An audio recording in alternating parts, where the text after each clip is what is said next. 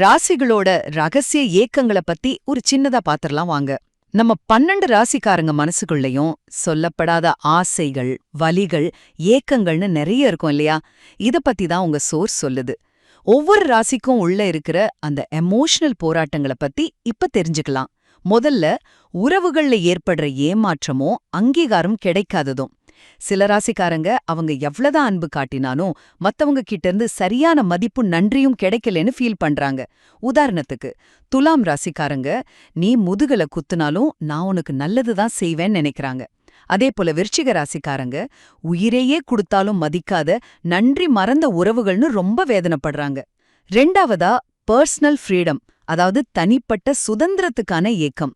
நிறைய ராசிக்காரங்க தங்களோட ஆசைகளை யாருமே கேட்கறதில்ல, ஒரு கட்டுப்பாட்டுக்குள்ள சிக்கிக்கிட்ட மாதிரி ஃபீல் பண்றாங்க. மேஷ ராசி, சுதந்திரமா செய்யலாம்னு நினைச்சாலும் எல்லாமே கண்ட்ரோலுக்குள்ளமா இருக்குன்னு சொல்லுது. அதே மாதிரி கன்னி ராசி, என் விருப்பத்தை ஒரு ஆள் கூட கேட்கறதில்லையேன்னு வருத்தப்படுது. கடைசியா, அன்பு, ஆறுதல், அப்புறம் புரிதலுக்கான தேடல். சில ராசிகள் ரொம்ப தனிமையா ஃபீல் பண்றாங்க, தங்களை புரிஞ்சுக்க யாருமே இல்லேன்னு ஏங்குறாங்க. கும்பராசி, அன்பு காட்ட ஒரு ஜீவன் இருந்தா நல்லா இருக்கும்னு ஏங்குது. மீனராசி, ஆறுதலா 2 வார்த்தை பேசக்கூட யாரும் இல்லையேன்னு தவிக்குது. ஆனா ஒன்னு தெரிஞ்சுக்கோங்க, இதெல்லாமே ராசிகளோட பொதுவான மனநிலைகள் தான். ஒருத்தரோட உண்மையான ஏக்கங்களை தெரிஞ்சுக்க அவங்க லக்னம், சந்திரன், சுக்கிரன் இது எல்லாத்தோட நிலையும் பார்க்கணும். அப்பதான் இன்னும் துல்லியமா சொல்ல முடியும்.